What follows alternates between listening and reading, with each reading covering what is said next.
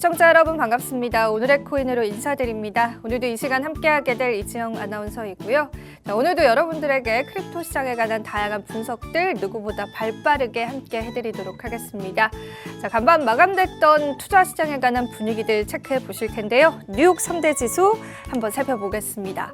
자, 뉴욕 증시 그간 랠리를 이어갔었는데 다우존스가 하락 마감했고요. 나스닥과 S&P 500 지수 같은 경우에는 역시나 연속 상승률을 보여주면서 마감된 하루였습니다. 자, 전반적으로 시장에 관한 이제 고점 부담감이 부각이 되면서 조정을 받았다라는 인식들은 많고요. 금리 인상에 관한 것들은 사실상 종료됐다라는 투자 시장 분위기들 계속 연출되고 있는 시점입니다. 차익 실현에 관한 압박들이 좀 느껴졌었던 시장이었고, 우리가 이 투자 시장에서 우려감으로 가져갔었던 10년물 국채 수익률 역시나 하락하면서 큰 폭의 조정세 보여주고 있고요. 달러 같은 경우에는 계속해서 보합권 나타내고 있는 흐름입니다. 골드도 보합권에서 마감된 모습 보여주고 있는데요. 자, 그렇다면은 암호화폐 시세 간밤 어떤 흐름들 이어졌는지 비트코인 시세 같이 한번 체크해 보겠습니다. 네, 비트코인 시세입니다. 비트코인 현재 구간에서는 35,700달러 선인데 사실상 간밤에는 36,000달러 선을 터치해주면서 또 한 번 시장에서의 또 긍정론들이 대두됐었던 그런 순간들이 있었습니다. 이더리움 같은 경우에는 1,889달러에서 현재는 거래되는 모습이고요. 리플 같은 경우에는 최근에 상승률이 두드러졌었는데 현재 구간에서는 0.68달러로 0.53%의 하락률 나타내고 있습니다. 솔라나 코인 이어서 보실 텐데 솔라나 코인은 그래도 40달러 선 유지해주면서 42달러 선 유지해주고 있는 모습이고요. 카르다노 에이다와 도지코인이 그 뒤를 잇고 있는 모습들 포착되고 있습니다. 간밤 우리 시장에는 또 다양한 이슈들이 좀 부각이 됐었는데요. 데이터적인 분석들을 보자면 이 글래스노드에서는 최근 들어서 그러니까 올해 들어서 최초로 소형 투자자들과 고래 투자자들 모두 다 축적하고 있는 단계다라고 하면서 관련된 글래스노드의 차트를 보여주기도 했고요. 현물 거래량 역시도 4개월 만에 증가량을 보였다라고 긍정적인 시장의 유동성에 관한 흐름들 체크해보기도 했습니다. 자, 그리고 이제 블룸버그 통신에 따르면은 9월, 그러니까 우리가 얼마 안 있으면은 이제 9일부터 비트코인 현물 ETF에 관한 그레이스케일에 관해서 회의 중이기 때문에 추가적인 긍정적인 흐름들도 연출될 수 있다라고 보고 있습니다. 자, 시장에 역시나 다양한 의견들 나오고 있는 시점이고요. 자, 암호화폐 시장 오늘도 포트폴리오를 통해서 다양한 분석들 함께 해드리도록 하겠습니다. 자, 오늘 이 시간 많이들 기다리셨을 텐데요. 오즈 파트너스의 퍼즈 대표님 바로 한번 모셔볼게요. 자, 대표님 반갑습니다. 네, 안녕하세요. 퍼즈입니다. 오늘도 도움되는 자료 많이 가지고 왔으니까요. 매매 전략을 세우시는데 꼭 도움이 되었으면 좋겠습니다. 네, 좋습니다. 자, 오늘도 저희가 우리 퍼즈님과 함께 이 포트폴리오 분석들 같이 해보도록 할 테고, 또 지난 방송이 또 굉장히 인상 깊었었죠. 많은 이제 우리 시청자분들이 댓글도 남겨주셨는데, 우리가 그러면은 지금 시점에서 또 시나리오가 변경이 됐는지, 혹은 지금까지 이어져 왔었던 퍼즈의 포트폴리오는 또 어떤 변화들이 있었는지 한번 체크를 해보면 좋을 것 같습니다. 자, 우리 포트폴리오에 변화가 많이 있었을까요, 퍼즈님? 한번 같이 보면서 얘기해 볼까요? 그럴까요? 네, 네. 그래서 이게 이제 이걸 항상 보여드리면 이게 제 자산인 줄 알고 계시는 분들 계신데 전 재산. 아니죠? 아니고, 네. 네. 이게 이제 그 작년 8월에 저랑 같이 시작하시는 분들이 계세요. 저랑 같이 똑같이 네. 매매하시는 분들이 계신데, 그래서 그분들을 위해서 1,000만 원을 가지고 시작을 했던 거였습니다. 그래서 FTX 조정을 겪고, 아, 맞아요. 네, 그리고 알트코인들 같은 경우에는 사실 이제 SEC가 막 그 바이낸스나 이제 뭐 코인베이스한테 그런 미등록 증권을 거래한다고 막 맞아요. 네, 에이다 솔라나 막 이런 애들 네. 네, 공격을 하면서 사실 대다수의 알트코인들은 이때 대비해서 마이너스예요. 네, 물론 비트코인 이때 대비해서 플러스이긴 하지만, 그래서 그런 것 치고는 사실 저는 대처를 좀 잘했다고 생각은 하는데, 뭐 알아서 이제 보시면 될 것 같고. 너무 좋네요. 지금 1,000만 원을 투자하셨다가 지금 자산이 늘었네요. 그죠? 네, 그쵸. 36% 수익률. 그죠? 네네네. 해서 네. 근데 사실 요거는 별로 크게 보실 필요는 없어요. 왜냐면 제가 이걸 중간에 한 번 계정을 아, 그래요? 네, 바꿔가지고 사실 평단가는 원래 이거보다 더 좋아요. 아, 근데 더 좋아요? 네. 그래서 평단가보다는 이제 여러분들이 보셔야 될 거는 어쨌든 1,000만 원이 한 1,370만 원 이 정도 됐다. 그래서 수익률 자체는 말씀하신 거랑 비슷하긴 하죠. 그리고 여러분들이 보셔야 될 중요한 포인트는 과연 쟤는 어떠한 코인들을 얼마나 갖고 있는지, 어떤 비중을 갖고 있는지 이런 거에 대해서 집중적으로 보시면 될 것 같은데, 일단은 제가 이제 말씀드렸던 매매 전략이 뭐였었냐면 그 이제 박스권 하나 있을 때는 현금 비중을 한 40-50% 정도로 맞춰라. 그다음에 33,000을 터치하면 그때부터 난 산다. 였잖아요. 그래서 사실 실제로도 10월 중순까지 현금 비중이 한 39-40 정도였어요. 근데 지금 이거는 어제 거를 캡처해 갖고 온 건데 그 어제 같은 경우에는 현금 비중이 27%입니다. 네, 27.6%. 조금 줄었네요. 네, 그래서 이 소리는 결국에는 제가 샀다는 거죠. 네, 산 거죠. 네, 그래서 지금은 현금 비중이 한 27%, 28% 정도로 줄어들었고, 저는 이 현금 비중을 조금 더 줄일 생각인 거예요. 매수를 조금 더 한다라는 얘기인 거죠. 그래서 너 매수해도 된다며, 너 33,000 찍으면 매수한다며, 라고 말씀을 하시는 분들 계실 텐데, 저는 샀다라는 겁니다. 그쵸. 저는 말한 대로 지키고 있다라는 거, 제가 말하는 거를. 잘 지키고 네. 계시네요. 그리고 이제 비트코인의 비중이 한 35%, 36% 정도고, 이더리움이 한 16%, 그 다음에 솔라나가 올라서 11% 정도. 네, 솔라나가 이제 제 평단 대비 거의 2배 가까이 올랐는데, 그렇게 해서 와. 이제 한 11% 정도 된 거고, 그 다음에 리플은 한 4.8% 해서 만약에 리플의 비중이랑 솔라나의 비중이 좀 더 높았다면 그러면 적절한 자리에서 매도도 생각을 해보겠지만 현금도 아직 27%나 가지고 있는 상황이기 때문에 떨어지면 오히려 매수를 좀 더 하려고 한다 라는 의미로 어쨌든 계속 말씀을 드렸었습니다. 그래서 참고하시면 될 것 같고 에이다 정도만 사실 평단가 근처예요. 그러니까 원래 이것도 좀 수익권이긴 한데 근데 이걸로만 좀 따지면 1,400원 잃으셨네요. 네. 아, 네. 그래서 에이다도 올라올 거라고 생각합니다. 그래서 저는 천천히 좀 기다리고 있고 에이다도 적절한 자리가 온다라고 하면 저는 살 생각을 가지고 있어요. 그래서 너 떨어지면 비트코인 사라며. 아, 그럼 지금부터 비트코인 사라며. 라고 했죠. 라고 네. 하면 한 얘기는 저도 지금 잘 지키고 있어요. 저도 지금 솔라나 리플 에이다 중에 산 거 아무것도 없습니다. 저도 비트랑 이더만 이더만, 샀었어요. 근데 아까 전에도 말씀드렸듯이 저점에서 잘 잡을 수만 있으면 알트코인 사도 괜찮잖아요. 그렇죠. 그걸 전 노려보겠다. 아, 자신 있으십니까? 아니요. 네. 자신 없는데 만약에 네. 그러한 자리가 내가 진짜 네. 딱 원하는 자리에 온다라고 치면은 담아볼 법하다. 근데 그런 게 어려우신 분들은 비트코인, 이더리움 위주로 담으셔라 라고 말씀을 드린 겁니다. 그래서 저는 이게 업인 사람이고 그래서 최대한 수익률을 극대화하려는 사람이기 때문에 그런 걸 좀 참고하시고 저는 제가 말씀드린 대로 매매를 지금 하고 있다.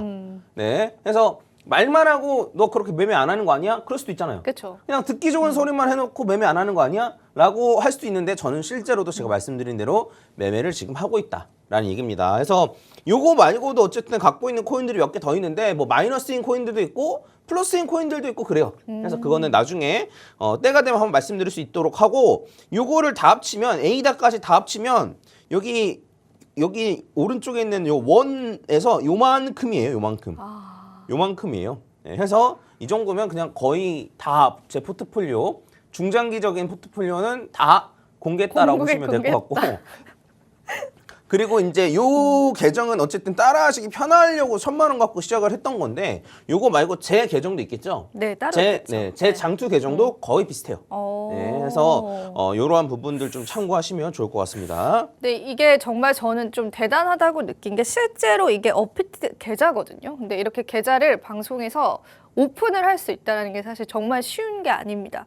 뭐 내가 줬던 좋은 코인들만 뭐 수익률을 합산해서 저희가 여기서 말씀을 드릴 수 있겠지만은 이렇게 퍼즈님처럼 내가 산 코인들을 오픈을 하고 또 이렇게 내가 어느 정도의 수익 구간이고 현금 비중을 추후에 어떤 전략으로 담아갈 것이다라고 또 보여주신다라는 거는 저는 정말 좀 대단하다라고 생각을 하고 또 우리 투자자분들이 같이 따라하시기 쉽게끔 1,000만 원으로 저희가 딱 시작을 했습니다. 이 프로그램 진행을 하면서 같이 팔로우 해보셨을 텐데 그렇다면 퍼즈님 지금 또 저희 프로그램 보시고 퍼즐 포트폴리오 따라하고 싶다라고 하시는 분들도 있을 거 아니에요. 그러면 신규로 진입을 할 땐 또 어떻게 전략을 가져가야 될까요? 당장 제 거랑 비슷하게 맞추기는 좀 힘들잖아요. 어려워요. 네. 그래서 좀 장기적으로 보고 맞춘다라고 생각을 하시면 될 것 같아요. 그래서 나 비트코인 사고 싶은데 얼마나 사야 돼? 그럼 요 비중만큼 산다고 생각하면 되는 거죠. 물론 나중에 가면 제가 또 바뀌겠지만 그럼 그때 가서 또 그걸 비슷하게 맞춘다고 생각하시면 될 것 같고 지금 당장 제 걸로 그대로 바꾼다? 글쎄요 그것까지는 추천드리진 않고 근데 점차 요대로 간다. 점차 요거대로 맞춘다라고 생각하시고 접근하시는 게, 왜냐면 제가 비트코인, 이더리움 합친 것만 해도 이게 그죠? 이제 녹색이 네. 비트코인이고 그게 이더리움이니까. 그다음에 요게 이더리움이거든요. 그러니까 이 비트코인, 이더리움 합친 게 지금 절반이 넘어요. 그렇네요. 네. 그리고 코인 전체로 따졌을 때는 70%가 넘고, 그래서 퍼즐은 저 정도로 갖고 있구나. 그럼 내가 비트코인 내가 지금 갖고 있는 코인을 팔아서 비트 이더를 산다라고 하면 도대체 얼마나 팔아서 얼마나 사야 될까? 그래서 이런 것들을 조금 천천히 좀 중장기적으로 따라오신다라고 한다거나, 안 그러면 새로운 코인을 산다, 내가 현금 있어서 새로운 코인을 산다라고 했을 때는 요 중에 없는 코인을 산다거나, 이런 식으로 좀 접근하시면 썩 좋지 않을까라고. 썩 좋지 않을까? 네. 알겠습니다. 썩이 아니고 네. 그렇게 천천히 접근하시는 게 제일 좋다. 네, 이런 말씀 드리고 싶습니다. 네, 알겠습니다. 저희가 그래도 이렇게 포트폴리오를 통해서 추가적인 전략들 계속 잡아 드릴 거고요. 또 저희 포트폴리오 계속 따라오셨던 투자자분들은 이제 계속해서 함께 가시면 좋을 것 같습니다. 시장 우여곡절 굉장히 많았는데 30% 넘는 수익률로 유지되고 있고, 현금 비중도 어느 정도 확보되어 있다는 게 참 새삼 대단하다라고 느껴지는 또 그런 포트폴리오였던 것 같습니다. 자, 그렇다면 다음 이야기로 바로 좀 넘어가 보도록 할게요. 저희 그 전에 뭐 할 말이 또 있으신가요? 네. 네. 혹시나 오해하실까봐 네. 이게 수익률은 하나도 안 중요해요. 그러니까 왜냐하면 저도 작년 8월 시작한 거 대비해서는 괜찮죠. 괜찮죠. 네, 괜찮은데 네. 근데 뭐 저는 어쨌든 18년부터 장투 이어오고 있기 때문에 그 2020년도, 21년도 산 거에 비하면 또 떨어져 있는 거예요. 그래서 그 수익률에 너무 연연하거나 그러실 필요 전혀 없고, 다만 비중을 어느 정도로 갖고 있고 실제로 그렇게 매매하는지 이런 거에 좀 초점을 맞추시면 좋을 것 같습니다. 아시죠? 제가 혹여나해서 말씀드리는 네, 거예요. 알겠습니다. 네. 자, 그럼 계속해서 한번 이야기 저희 들어보도록 하겠습니다. 네, 여기서 제가 추가적으로 갖고 온 건 뭐냐면, 제가 이제 화요일 날 할 때 리플이 많이 올랐었잖아요. 맞아요. 네, 올랐는데 제가 스웰 얘기를 안 했어요. 스웰이 지금 이슈인 걸로 알고 있는데 아닌가요? 아니요, 맞아요. 네. 스웰에 관련된 댓글도 많이 달렸더라고요. 네, 그때 그쵸. 네네. 봤어요. 그래서 네. 스웰 지나면 뭐 얼마 간다부터 시작해가지고 댓글이 아주 많아요. 그래서 심지어 네. 이런 댓글도 제 채널엔 있었거든요. 뭐 나는 올해 400원에 리플 샀는데, 아이고. 네, 해서 나 수익률 뭐 100몇십 %인데 제가 나보다 잘함? 뭐 이런 네, 그게 있었는데, 근데 제가 차트를 살펴보니까 400원대까지 떨어진 적은 있지만 올해 400원이 된 적은 없어요. 그래서 누구시죠? 도대체 어떻게 매수하신 건지 네. 정말 궁금하다는 생각이 좀 들었고, 네. 코인 시장에 오래 계셨던 분들은 리플 스웰이 절대 호재가 아니라는 걸 압니다. 네, 절대 호재가 아니에요. 네. 근데 마치 리플 스웰이 엄청난 호재이면 리플 스웰 끝나면 얼마 갈 것처럼 말하는 사람들이 분명 있겠죠. 또 많아졌죠. 네. 네. 그래서 그런 사람들은 그냥 걸으면 됩니다. 걸으면 되는데, 그럼 왜 스웰이 호재가 아니냐, 이런 거에 대해서 한번 얘기를 해보도록 하겠습니다. 추가로 어떤 게 진짜 호재고 진짜 뭐 악재인 건지, 어떤 게 가짜 호재인 건지 이런 걸 구분하는 방법도 같이 알려드릴게요. 자, 일단은 제가 이제 좀 준비해온 게 있는데, 이게 수요 공급 곡선이에요. 보신 적은 있을 거예요. 네. 그 많이 봤어요. 교과서에서도. 네. 네. 그래서 간단하게만 설명하면, 네. 이제 쉽게 말하면 수요가, 가격이 지금 여기 있는 요 두 개, 수요랑 공급 곡선을 만난 요게 가격이에요. 여기는 얘가 가격인데, 만약에 수요가 늘어난다, 이렇게 수요가 늘어난다라고 하는 수요 곡선이 이렇게 오른쪽으로 이동합니다. 그러면 만나는 자리가 여기죠. 해서 가격이 이때보다 더 높아지는 거예요. 네. 그리고 반대로 공급이 줄어든다라고 하면 공급 곡선이 왼쪽으로 이동해요. 왼쪽으로 이동하면 이렇게 생기죠. 그러면 만나는 점이 여기잖아요. 그래서 기존에 있었던 이 가격보다 이렇게 올라가는 거예요. 해서 쉽게 말하면 호재가 되려면 수요가 늘어나거나 공급이 줄어들거나 둘 중에 하나가 돼야 되는 거예요. 그래야죠. 네. 그리고 반대로 가격이 떨어지려면 수요가 줄어들거나 공급이 늘어나거나 둘 중에 하나가 돼야 되는 거예요. 근데 웬만한 코인들은 공급은 거의 일정해요. 물론 채울된 양이 있지만 어쨌든 그게 뭐 엄청나게 큰 걸 좌우하진 않고, 소각 정도의 이슈, 요것만 사실 공급이 좀 줄어든 효과인 거예요. 그리고 대부분의 코인의 호재는 이제 수요에 의해서 결정이 되는 겁니다. 그래서 현물 ETF가 왜 호재죠? 수요가 많아질 거니까요. 네, 맞아요. 그래서 현물 ETF가 승인이 되면은 비트코인 투자에 꺼려했던 기업들의 참여도 늘어날 테고, 그 다음에 기존에는 코인 거래소에 가입을 한 사람만 비트코인을 살 수 있었는데 그게 아니고 그렇죠. 주식을 하시던 분들도 손쉽게 코인에 접근할 수 있잖아요. 해서 그것만으로도 어쨌든 수요가 엄청나게 엄청 기존에 있었던 늘어나죠. 것보다 진짜 한 몇 배라고 할 수 있을 정도로 수요가 늘어나기 때문에 현물 ETF가 호재인 겁니다. 그러면 SEC랑 리플의 소송도 마찬가지예요. 그쵸. 만약에 SEC가 지금은 리플이 거의 이긴 거예요. 거의 이긴 건데 만약에 SEC가 이겼다라면 리플 다 상폐시켜야 돼요. 맞아요. 그러면 당연히 상폐시키니까 내가 뭐 리플을 사고 싶을 때 살 수 없고 팔고 싶을 때 팔 수 없잖아요. 그러면 당연히 수요가 줄어들잖아요. 그래서 사실 리플 입장에서는 악재였던 거예요. 그래서 그 이제 공급은 웬만하면 정해져 있고 수요가 늘어나거나 줄어들거나 이런 거에 따라서 어쨌든 호재냐 악재냐가 이제 결정이 되는데 그럼 저희가 스웰을 한번 생각을 해보자고요. 스웰은 그냥 리플이 이제 우리가 어떻게 했다 정도로 말하는 자리인데 단순히 스웰만 가지고 수요가 늘어나거나 줄어들 수 있나요? 그럴 수가 없다라는 그쵸. 거예요. 그러니까 네. 수요가 늘어나려면 스웰 플러스 알파가 있어야 돼요. 스웰 플러스 어떤 데랑 협업을 해서 훨씬 더 리플이 많이 쓰일 수 있게 됐다라던가 아니면 뭐 애플이랑 뭐 구글이랑 협업을 했다던가 뭐 이런 식으로 플러스 알파 이벤트가 있어야지만 스웰이 호재가 될 수 있는 거예요. 근데 그런 게 없고 단순히 스웰만 있다라고 하면 그건 절대로 호재가 될 수 없는 거예요. 그래서 요번에 이런 걸 발표할 것 같기 때문에 스웰이 호재입니다라고 말하는 건 말이 되지만 단순히 스웰이 있기 때문에 호재가 됩니다라고 말하는 거는 그냥 헛소리입니다. 헛소리. 뭔 말인지 아시겠죠? 네. 그리고 추가적으로 하나 더 얘기하면 스웰 때 이런 특별한 이벤트 그럼 특별한 이벤트 있을 수도 있잖아라고 그쵸. 생각할 수 있잖아요. 근데 생각을 우리가 해보잖아요. 만약에 진짜 엄청나게 대박 호재가 있어요.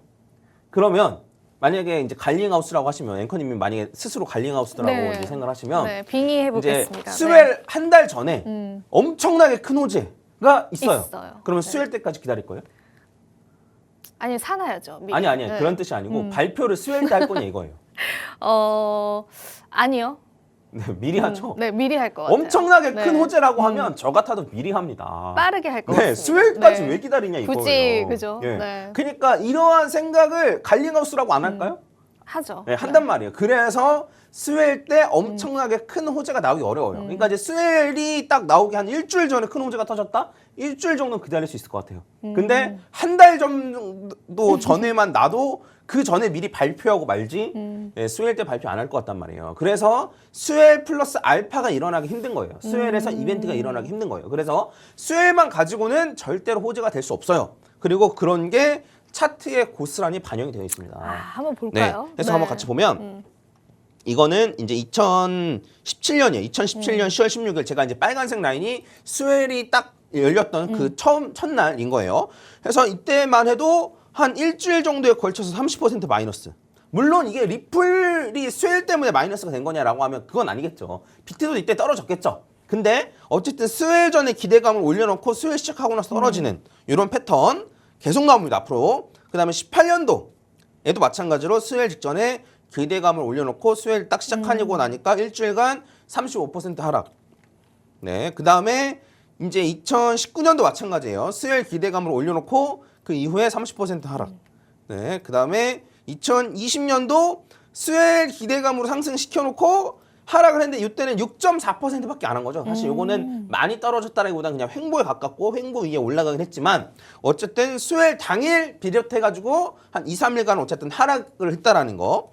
그리고 요거는 이제 2021년도도 스웰 이후에 하락. 네. 마이너스 26%. 그러네요. 여기까지 하면 더 많은 하락인 거예요. 그 다음에 이때도 2022년도에도 스웰 기대감으로 상승을 시켜놓고 당일날만 하락했는데 한 3.5% 정도 하락했거든요. 그래서 물론 크게 하락한 건 아니고 옆으로 횡보를 했지만 어쨌든 당일날은 하락을 했다라는 거예요. 해서 이제 스웰이 제가 알기로는 지금 진행 중인 걸로 알고 있는데 이게 지금 딱 리플 차트거든요. 그래서 스웰 기대감 때문에 올랐다라고 하면 이 이후에는 떨어질 수밖에 없는 겁니다. 그렇겠네요. 네, 해서 대비를 해야겠어요. 네, 물론 뭐 조정을 할 수도 있겠죠. 근데 전 요번에는 좀 다른 거랑 플러스 알파로 겹쳐서 좀 다른 상황이다라고 보고 있긴 한데 근데 단순히 스웰만 가지고 호재라고 하는 거는 그 정말 나쁜 사람들인 거예요. 그러니까 이 고점에 물리게 작정시키려고 하는 사람들인 거예요. 후에 스웰 이후에 무조건 올라간다라고 말하는 사람들 같은 경우에는 진짜 물리게 하려고 그냥 순진한 사람들을 더 사게 해서 물리게 하려고 하는 그런 의도밖에 안 되는 거예요. 그래서 그런 사람들은 있다라면 많이 없겠죠? 그런 사람들 없겠죠. 근데 만약에 있다라고 하면 믿고 걸으시면 될 것 같고 저는 이제 그래서 스웰 얘기를 아예 꺼내지도 않았었는데 그래 오히려 IPO 이야기만 맞아요. 그래서 좀 저는 꺼내셨잖아요. 오히려 IPO가 진짜 호재라고 생각하고 있어요. 그런가요? 네. 이것도 의견이 좀 다 다르더라고요. 네. 호재다 악재다. 맞습니다. 그래서 아마 악재라고 볼만한 거는 리플이 상장을 하게 되면 어쨌든 리플 주식을 올릴 거에 글쎄. 신경을 쓰니까 상대적으로 XRP의 가격은 떨어지지 않겠느냐 뭐 이런 얘기가 있을 그런 것, 겁니다. 네. 근데 저는 IPO가 호재라고 생각을 하는데 그거에 관해서 조금 얘기를 해드리면 네. 해서 이제 저처럼 생각하는 사람도 꽤 많을 거예요. 코인 시장에 오래 있으면은 스웰이 절대 호재가 아니라는 걸 대부분 알아요. 그러니까 정상적인 사고방식을 가진 사람이라면 압니다. 네. 그쵸. 그래서 요번에 오르는 건 스웰 때문이 아니고 IPO일 가능성이 있고 그리고 IPO 때문에 오른 거였으면 좋겠다라고 생각하는 거예요. 왜냐하면 스웰 때문에 오른 거였으면 무조건 떨어지니까. 예, IPO 때문에 오른 거였으면 좋겠다라고 사람들이 생각을 하는 거예요. 그래서 뭐 IPO 가능성 때문에 올랐고 회복장 주도했고 IPO 소문 실현 가능성이 낮다 뭐 이런 얘기도 기사도 지금 막 뜨고 있는데 그래서 이제 요 IPO 관련해서 제 생각을 좀 말씀드리면 당장 IPO가 되기는 힘들겠죠. 네, 근데 IPO가 점차 진행이 된다라는 것 자체가 좀 호재일 수 있다라고 생각을 하는데 일단 IPO가 호재라고 보는 이유 중 여러 가지가 있는데 제 생각엔 첫 번째는 일단은 소송을 끝맺는데 훨씬 더 유리해요. 그러니까 왜냐하면 만약에 상장이 돼가지고 이제 그 리플사의 주식이 생기잖아요. 네. 그건 증권이에요. 그러니까. 그럼 리플사의 주식은 증권인데 XRP는 증권이 아닌 거죠. 그러니까 물론 이렇게 이분법적으로 나뉘진 않겠지만 얘가 증권이니까 얘는 아닐 거다라는 식으로 이제 생각을 해볼 수 있는 거죠. 왜냐면 어쨌든 승인을 해주는 게 SEC이기 때문에 있으니까. 네, IPO를 할 때 승인을 해주는 것도 SEC이기 때문에 SEC가 만약에 승인을 해준다라고 하면 그러면 XRP 같은 경우는 증권은 아닌 걸로 보는 거네? 라고 충분히 생각을 해볼 수 있는 거죠. 그래서 소송을 SEC가 끌려면 엄청나게 끌 수 있는데 만약에 IPO가 되면 그거를 확 당길 수 있는 거죠. 근데 제 개인적으로는 IPO가 요 판결이 난 이후에 될 가능성이 높다라고 보고 있긴 합니다. IPO가 그냥 뚝딱 한다고 되는 게 아니에요, 사실. 엄청 어려워요. 그쵸. 네. 그리고 두 번째로 본다라고 하면은 상장을 한다라고 하면 다른 회사들이랑 협업하는 게 훨씬 더 수월해요. 네, 그래서 그냥 간단하게, 그러니까 이게 간단하게만 말씀드리면 뭐 상장사고 아니고 뭐 우리는 상장사다 이런 식으로 이제 얘기를 많이 하잖아요. 그 상장사라고 하면 어느 정도 감사를 거친 그쵸. 그런 회사, 믿을만하다. 네. 물론 뭐 주가 조작이나 이런 게 터져 나오기도 하고 그쵸. 뭐 분식회계나 이런 게 뭐 많이 있기도 많죠. 하겠지만 네. 어쨌든 감사를 받고 그냥 상장 안 한 회사보다 조금 더 안전하지 않나 뭐 이런 생각 가지고 있으니까 다른 회사들이랑 협업하기 훨씬 더 수월하고 그 다음에 세 번째 이렇게 해서 어쨌든 IPO가 되면 무조건 유리하다라고 보는 거고 이것 때문에 어쨌든 오른다라고 하면 뭐 그냥 이걸로 끝인데 제 생각을 하나 덧붙이면 가능성은 매우 낮은데 제 생각을 덧붙이면 리플이 지금 돈을 버는 방법이 리플을 매도하는 것 네, 에스크로된 물량을 이제 팔죠. 회사에 팔고 그리고 이제 다른 기업이랑 기술 제휴하는 것. 네. 그리고 뭐 송금 수수료 뭐 이런 것도 많다고 하는데 기술 제휴나 이런 걸 가지고 지금 돈을 벌기 힘들어요. 그러니까 오히려 돈을 안 받아도 되니까 우리 기술 제휴하자 약간 이런 상황인 거예요. 이런 식으로 어쨌든 리플사가 이제 돈을 벌고 있었는데 만약에 리플 회사가 돈을 이제 다른 방법으로 인해서 돈을 조달할 수 있다면 상장을 해서 네. 상장을 해서 다른 방법으로 조달할 수 있다면 리플을 굳이 팔 필요가 없지 않을까? 그러면 공급적인 측면에서 네. 그럼 리플을 팔 필요가 없다면 소각을 해도 되지 않을까? 소각을 할 수 있다. 네, 라는 생각을 좀 한번 해봤습니다. 왜냐면 이게 가능성이 매우 낮긴 해요. 왜냐면 갈링하우스가 어쨌든 저울질을 막 할 거란 말이에요. 그냥 팔므로써 얻는 이득. 그다음에 소각함으로써 리플 가격이 상승해서 얻는 이득 이런 걸 저울질 할 텐데 근데 만약 이게 더 크다라고 생각하면 해볼 수 있지 않을까라고 생각을 해서 저는 어쨌든 이러한 가능성도 조금은 있다라고 생각합니다. 근데 이 가능성은 한 10%도 안 돼요. 조금 한 그죠? 5%도 안 된다고 네. 생각해요. 그랬으면 좋겠다. 네. 근데 이제 갈링하우스가 소각에 대한 얘기를 아예 안 했던 건 아니었기 때문에 그래서 한번 좀 언급을 드려봤고 만약에 이게 진짜 실현된다라고 하면 정말 큰 호재가 될 수 있다고 생각하고 그리고 그 타이밍에 나와야 될 수도 있습니다. 네, 그건 나중에 대해서 네. 한번 말씀드리도록 할게요. 네, 사실 리플의 IPO 관련해서는 저희가 또 따로 편을 준비를 해봐야 될 것 같습니다. 할 이야기들이 좀 많을 것 같고 그에 따른 다양한 시나리오들도 퍼즈님 분석해 주시면 좋을 것 같네요. 자, 오늘은 저희가 여기서 마무리해봐야 될 것 같습니다. 자, 투자 고지 드리면서 오늘 물러가 보도록 할게요. 본 방송에서 제공하는 정보는 투자 판단에 대한 조언일 뿐입니다. 가치 판단과 상승 하락 보장하고 있진 않다는 점 다시 한번 유의 부탁드리고요. 저희는 다음 주 이 시간에 다시 찾아뵙도록 할게요. 시청해주신 여러분 고맙습니다.